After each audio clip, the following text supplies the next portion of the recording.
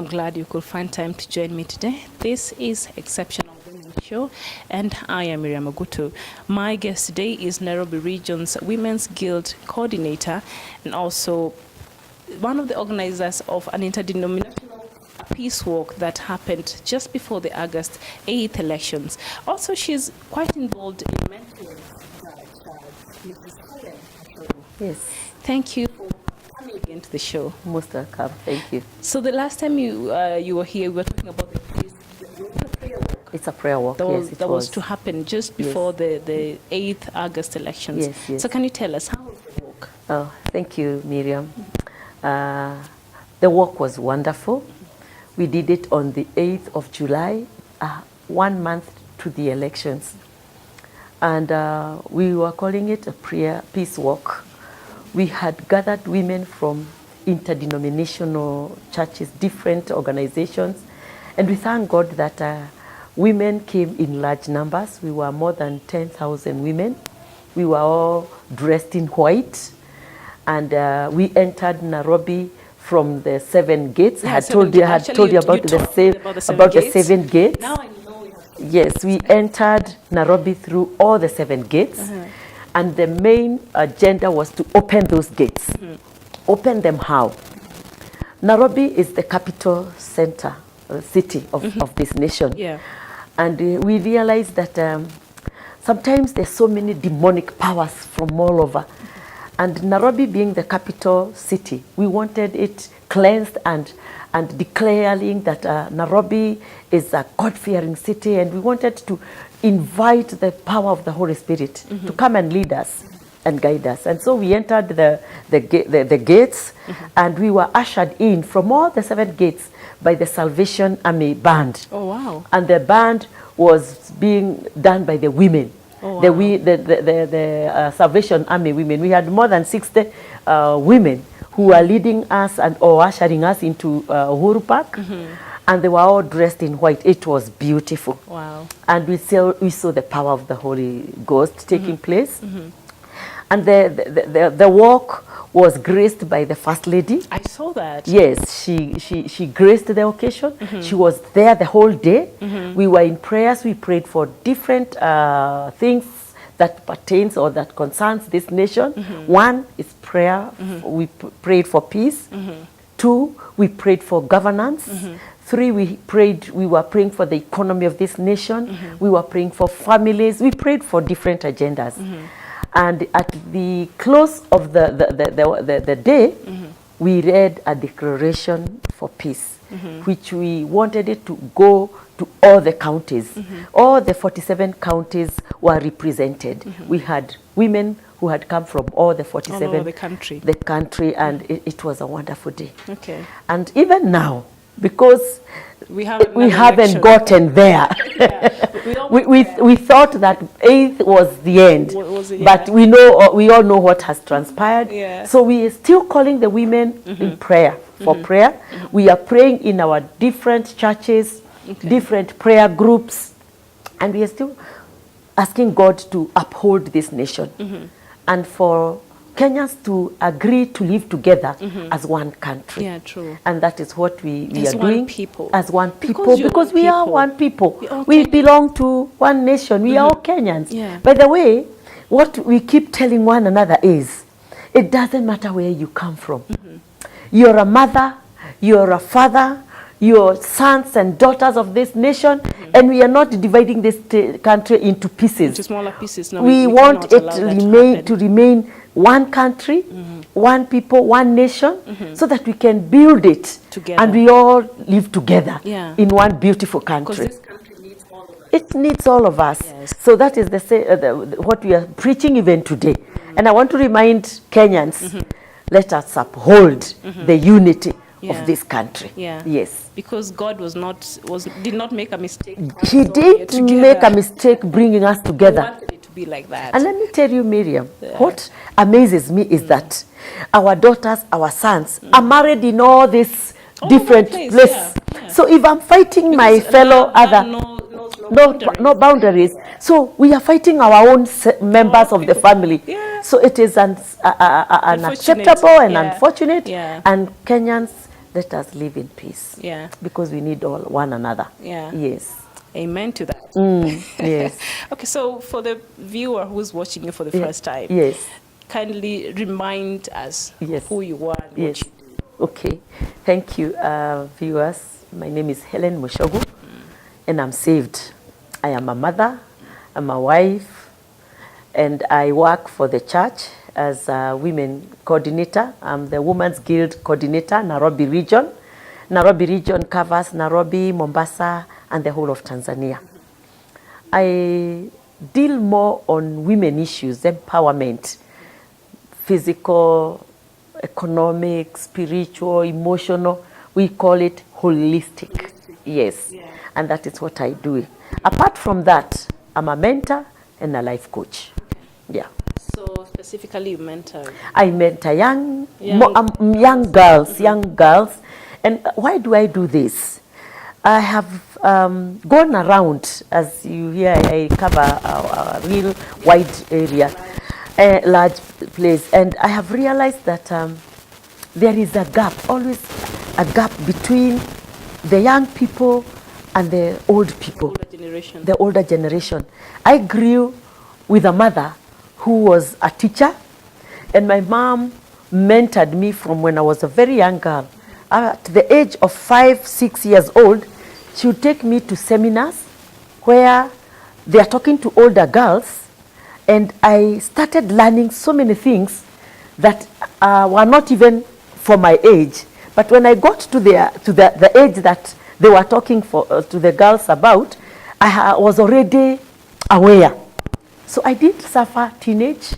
I didn't suffer early adolescence. I didn't suffer those crises that the young people go through. Trying to find themselves. Know who they are, how to deal with this. I actually overgrew them unknowingly. You were really lucky. So I was very lucky. Yeah.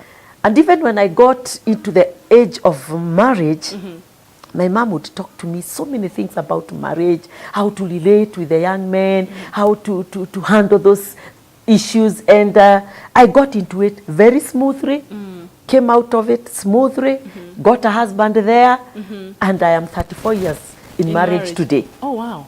Congratulations. Yes.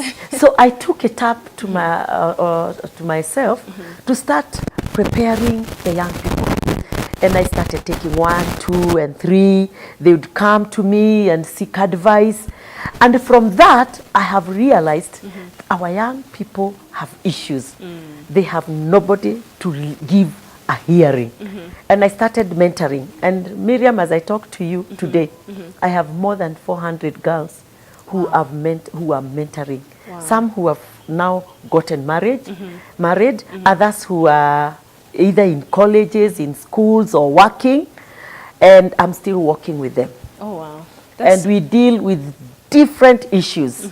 Some who are abused, sexually abused when they were small girls, they have never forgiven, they have never come out of it. Never moved on with they have lives. Never moved up or on with your life. Some who are in crisis, in relationship crisis, because this has happened.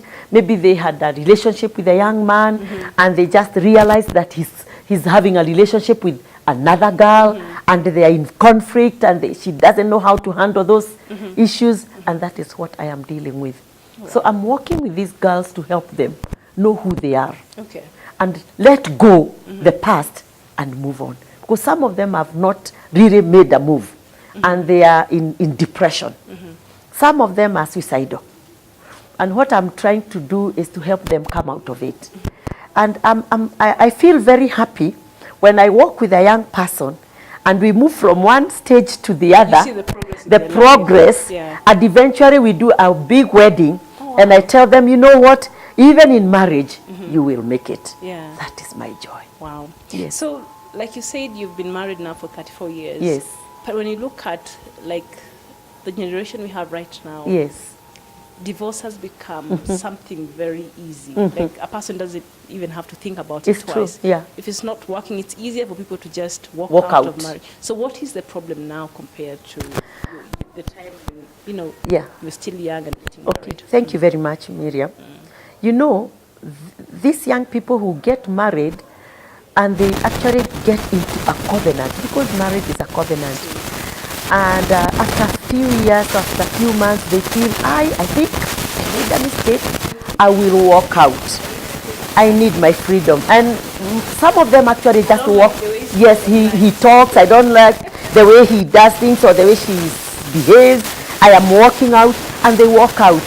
It's good to tell a viewer, you will walk out, but let me tell you, you are not walking out of the covenant. And it haunts you. You know you are in a covenant.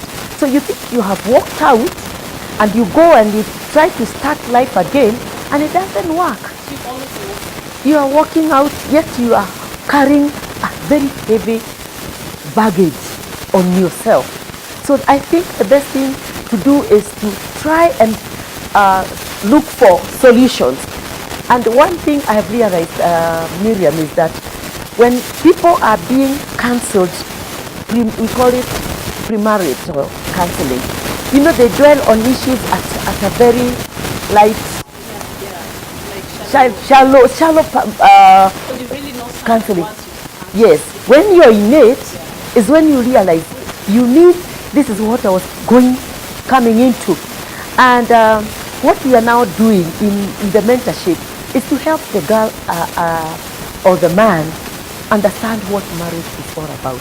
Marriage is not about let's get into it, we'll continue loving one another, we'll go for dinners, we'll do this. No, marriage is a very serious relationship. Marriage is very serious affair, and you cannot just walk in and walk out, because the way the time you're walking out, you're injured, you're hurting, you're bitter, you're not yourself. You walk out of it, you carry the whole thing with you. And when you go out, if you go into another marriage or into another relationship, because you have a baggage, it will not work. So you keep jumping from one to another. And by the time you realize what you're doing, you're broken. You're very broken. So you're either depressed. Yes, you're either depressed, you're suicidal. And you realize people, they are maiming one another. Why? Because they are heavily burdened, and they're bitter, they are angry. And so even as they get into a relationship, they can't work out their very simple things. Yeah. I called you, you didn't pick my phone, and that is a fight. Where were you? You know, distrust. And the onion, those are the things. And then you see, marriage is not about what you like and what I like, and we move on.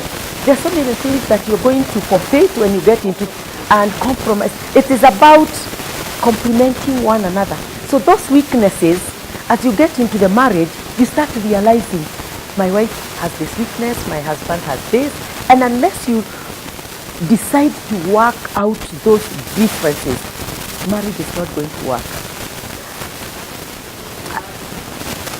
Yes, love is, yes, that's now what I was coming to.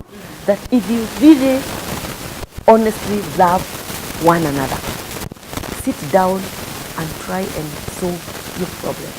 If you're not able to solve the two of you, look for somebody who can help.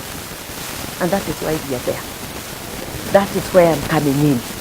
Because we have realized, even if you break up, one thing, sometimes you break up when there's a baby. There's a baby who has already been born, or one or two. Where are you putting these children as you decide to walk out? You know, it's the girl selfish, says, yeah, it's being selfish. The girl says, I will manage, I have a good job, I will take care of my children. Yeah. The man says, I will go, I'll get another one, I'll start another family. But as you start this family, what happens to the ones that you have left? Yeah. And you know, since there's that blood relationship, yes, since there's that blood relationship, those children, you'll need them, they will need you, and you put them into a situation where they didn't deserve. It's not fair. It's not fair. Kids. Yes. True. Oh wow. So why is it important for young girls to understand their worth? It is important to understand their worth because they are individuals and they are unique, and you have a life to live as an individual. As much as you have people around your life, you need to understand who you are. And we teach something we call self-awareness, self-image, and self-worthiness. You must understand that you're worth. Other people may not think you are, but if you don't love yourself, if you don't respect yourself, if you don't give yourself value, out there people will not give you value. So you need to love yourself first, accept who you are with your shortcomings and with your strengths, and you must put yourself in your rightful position first before you welcome others. And how do you do that? By building your self-esteem. You love yourself, you understand yourself, you understand the people around you and where you come in, so that you know the limit to what you can allow even in your life. You allow yourself. We are not saying that divorce is something that you cannot discuss. Sometimes it is inevitable because you got into the wrong marriage in the first place. But before you get there, understand who you are, why you got into it, and how you can work it out. And if it cannot work, let us also help you to come out of it, so that you don't come out of it broken and bitter and angry, such that you cannot move on. And if you move on, you move into the wrong direction. So it's good to build self-worth by understanding who you are and whose you are. Yes. And the best thing to do that is to invite Jesus Christ in your life. Because Jesus says, I am the way, the truth, and the life. And once you have a relationship with him, it's easier for you to understand who you are. It's easier to build your life, your foundation on that, and you're able to interact with yourself as you interact with the people around you. And that, I think, will also allow you to because there's a friend of mine right now. Yes. I think she's going through the situation. Yes. And all like 7 years. Yes. He keeps disrespecting her all the time. She keeps having going back. Yes. So I was like, yeah, a standard. Yeah. Yes. That's true. The problem is that, Miriam, is that we don't know who we are in the first place. I don't know who I am. I think, and when I get into the marriage, I get there knowing that I will do whatever I am told. Because I am the woman. And I can accept anything. And if you go with that attitude, you will never be able to understand that you also have your values. You have your standards. You know you're important in this marriage. And both of you have equal, what will I call it? Equal benefits. So nobody should be under the other. The day you understand that you are the same, you need the same respect, this love relationship is an equal contract, then you're able to negotiate your part. If you don't know it, and if you don't believe in yourself, you will never come out that way. So if you don't believe in yourself, it will be very, it's very difficult to sell a product that you don't even consume. Yeah, you use or consume.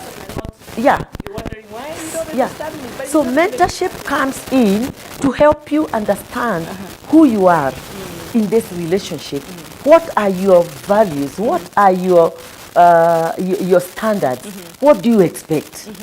And as we mentor you, we also want to work with the other person so that they also understand. And let me tell you, Miriam, once we have done that and we have come to a level where we both understand one another, those issues just realize they're so minimal. And they wish away and you move on. Okay. And the problem is that our people have nobody to tell them. Yeah. The churches are so busy with other. Okay, I don't want to say we are not there because the churches are really trying. But you know, the churches are dealing with many people.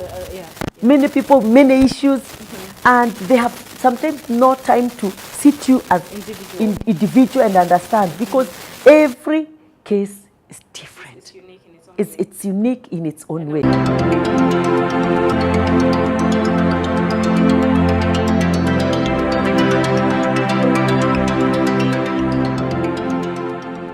Welcome back. Just in case you joined us, this is Exceptional Women Show, and my guest today is Nairobi Region's Women's Guild Coordinator. But she told me she's soon retiring from this post. Yes. But also she wants to focus on her activity to mentor young women. Yes. Yeah. So Helen, Yeah. we went for the break. Yes. We were talking about women understanding their worth. Yes. Because unless you understand your worth, sometimes it will even be difficult to see the worth of the other person. Yes. Yeah, because even the good book tells us, Love yourself. Love your neighbor as you love yourself. Yes. Because even Jesus realized Yes. you cannot give what you don't have. That's it. Yeah. Yes, yes, So yes. it's very fundamental. Yes. But now I want to know, how can mothers start mentoring their daughters? Yes. There for you. Yes, yes. So you did not have a lot of this crisis young people are experiencing Yes, today. yes, yes. And so how can mothers start doing this to their daughters? Yes, it's very important for mothers to mentor their daughters. And it is good to start very early. I've had people ask me, but Helen, what is the right age to start mentoring my daughter? Start working with your daughter immediately they are born. And in fact, I tell young mothers, not when they are born. Start when they are in your stomach. I normally say, I didn't know that. I didn't even connect with my children when I was pregnant. But I tell young people, it's very important to have a relationship with your children when they are conceived. And how do you do that, Miriam? The minute you know you have conceived, start putting your hands on top of your belly And speaking life. and start speaking life, speaking positive things about the baby. Start talking to her. You're a beautiful and as handsome, whatever child you are. You're well, you're loved. You will grow up to be so and so. You know, those things. We didn't know that. Yeah. And also, when you realize you are expecting, start speaking life and good things about the baby. So as the baby grows, they are connecting with you. Because the words that you Have power. you speaking to them have power. Not even that. You're communicating with the child when they are in the stomach, and they communicate through instincts. When you're happy, your child knows you're happy. Yeah. When you're angry, she knows They you're respond, angry. yeah. And she responds to those. Yeah. And it's very important to start communicating with these children right when the babies, when they are in the stomach. So as the baby grows, and today the young people are going for scans, so they know whether they're expecting the gender. So you can start speaking to the boy or to the girl when they are still there. Yeah. And then the baby is coming out. Receive that baby with the same words of affirmation. Yeah, affirmation. Affirmation. That those things you said, the positive messages you gave her, now you receive the baby and say, yes, my daughter, my son. And now you move from there. Connect with the baby from that point. Okay. Connect with the baby as you start to help her or him know the breast and start sucking. The first suck, communicate with the baby that I love you and this is your feeding point and it is well prepared for you. And you know those things, sometimes we think they are just jokes, but they mean so much. They are very powerful. Yeah. So we start mentoring from there. And then as the baby grows, if it is a girl, you know the words that you mention or you talk to her. If it's a boy, the same. And at the age of about 1 year, you have so much that you have fed this baby. And the baby has so much trust in you. What happens is, because now you've built that relationship. you have built the relationship. And from there, you start working. I have told young mothers, at age 1 year, the baby knows wrong and right. Yeah. Because you have already communicated. When they do something, you know. When they bite you, when they start growing their teeth and they bite you as they suck, you tell them, don't bite mommy. Even if you don't spark painfully, you don't bite mommy, and that baby will not do it again. So you start mentoring that girl from there. The way you want her to behave, the way you want her to grow up, the way you want her to relate with the daddy and the other siblings if they are, and the house girl or the people around. You start it from age 1.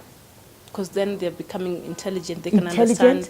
And you know the children pick, and their brain is growing. So mothers, start mentoring your children from very early Not ages. when they're 16 Not years when they're old. 16. When they're 16, by the way, they have formed their own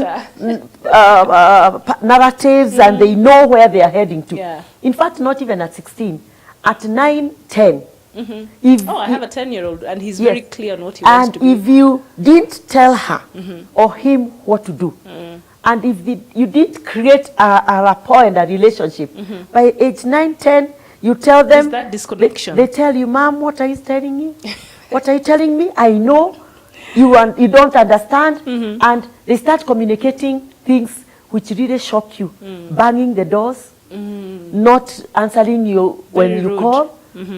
They become Not very even rude. attentive when you're talking to them. They are communicating to you that we got lost somewhere.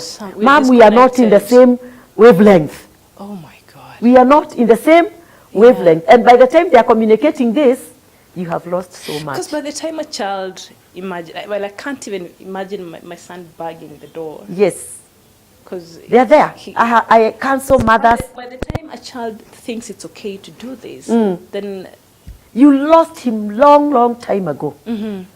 You should start. so it just doesn't happen. It doesn't happen. By the way, when they are banging the door and keeping quiet when you call them, or they tell me, I can hear. They are telling you, Mom, you know what? You're far behind. We're disconnected. We are disconnected. Oh, wow. So let us start mentoring right from When they're young. When they're young. When they can still be trained. when you can tell them. And let me also mention this. Let's be good role models. Yeah. Let's be good role models. Because if you're telling your children, do this, and they see you doing the opposite, they will not take your information serious. True. So be yourself. Train this girl the way you want her to grow up. And also be an example to Because her. kids learn by watching. Yeah, they learn by watching. Not by what you tell them, by what they see you do. Yes. All right. Yes. So what role does prayer play? Wow. Thank you, Miriam, for that. I read a book when my children had all grown up. My youngest, who is now 27, was about 11 years. And I came across this book, The Power of a Praying Mother. Mother. And as I was reading that book page by page, Miriam, I was crying and asking myself, why didn't I come across this book earlier? The power of prayer. It's everything. I learned so much. I had not done anything. Okay, I prayed like a mother because I knew what it meant to be a Christian mother. And I prayed, but I prayed general prayers. Yeah. But when I read this book, I realized that there are deeper issues that I need to pray for my children, for my husband, for my family, for my parents, and the deeper prayers. Because, Miriam, there are some generational curses and generational cultures that you want to disconnect yourself with and Even disconnect your children with. I didn't know about it. So prayer is very powerful. It is. It can disconnect you from curses and misfortunes, and you can redeem yourself from all those things. And your family. And your family. So prayer is a very powerful tool. Use it exclusively. Use it anytime. And mothers, learn to pray. Over your children. Over your children, over your pregnancies, over your husband, over your whatever. Yeah. And don't take for granted. Yeah. When I was praying for that, reading that book, my firstborn had deadlocks with him. And the book was, he was a teenager. Okay. And the book was saying, even pray about the dressing of your children, their friends, their lifestyles, their dressing. And I said, wow, I think I lost pray it. over this. I need to pray about it. So it's good to pray and to put in all those issues that you think. So did you pray the dreadlocks away? And yes, I did. And one day, he took me for a prayer meeting somewhere, and I gave him money, go and have lunch, and you come and pick me in the evening. He knew I was praying. And he just came clean shaven. And I Really? really screamed. Without you saying a word, A you were word. just praying. I was just praying. Oh, wow. And he came, and because I was in a meeting with very many women, I screamed, and they were wondering, what is happening? And then I told them, you know what, my son has shaved, my son has shaved. And Was when he my- shocked that all yes, this time? then when he came and hugged me, my he told me, Mom, I've done it for you. Oh, wow. You know, you can That is imagine powerful. how I felt. So Yeah. prayer is very powerful. Oh, wow. And it changes things. It does. It changes things. I know, because I know I am where I am today. Because Yes. my mother is a yes. very, very prayerful Prayerful woman. mothers, Yeah, so don't prayers. stop praying for your children, for your husband, for Yeah. your family. It will bring them together. It will uphold them. And we will never stop praying, because mothers are called to To pray. pray. Oh, wow. Yes. So just before we end, maybe Yes. there are young girls out there or Yeah. mothers who are listening to you Yes, and they're yes. wondering, how Yeah. can we get in touch? Yeah, Do you have okay. a Facebook page? Do you Yes, have okay. something they can get in touch with you? And maybe you can help them, mentor them, or Yeah, thank just you. pray with them. Yes. I have, maybe I give you my number. My number is 0721 222 976. Again, is 0721 222 976. I'm on Facebook, Hellen Muchogu. I haven't opened Twitter, Instagram. Maybe I will still get. You know, Yeah. I keep saying I am going slowly, but I'll get there. You can call me. I'm planning to open a counseling center or a mentorship center. Maybe as we continue interacting with You let me Miriam, know, yeah. I will let I'll you know. absolutely give you the details Yes, once everything I is ready. have very many young women and girls that I'm working with, and we normally meet at an appointed time, individually or groups. If you call me, I will connect with you, and we will make a date, and we will move from there. Oh, wow. And you're most welcome. Hellen Yes, Muchogu. thank you. It was wonderful to have you on the Thank show you. today. Yes. And I'll come for you. Is it a retirement? Oh yeah. Oh, Miriam. Retiring. I'm retiring from active ministry in the Women's Guild, but I keep saying I am not tired, I'm not expired. I'm aspired to go and inspire out there. Okay. So I have so much. I'm retiring on the 4th of November. The service or the ceremony will be at St. Andrews, PCA, on 4th at around 9, starting from 9:30. Okay. You're most welcome. So it's a service. It's a celebration. It's a celebration. It's a celebration of the service you've the given to service the that I church. have given to the church for over 14 years. Oh, wow. I've been a coordinator for 14 years. But even before then, I was still serving and mentoring. other capacities. And yes, in other capacities. Okay. So you're most welcome. I'll be very honored to see you there. I will come. Karibu sana. 4th of November. I'll Yes. go. I'll go. And you will come and meet the other girls that I am mentoring. That would be nice. And you will be part of that. That would be nice. Yes. Thank you very Thank- much. yeah. And all the best in the new chapter of Thank you. life. Thank you so much. And God bless you with everything else you're doing. Thank you for inviting me. Yeah. And thank you for everything. We will work together. Most welcome. Yes. So she's given her contacts and they're there on the screen right now. In case you have anything you need to ask, any queries, you can get in touch with her. And I'm sure she'll get back to you. And until next time, this has been Exceptional Women Show. Thank you for watching.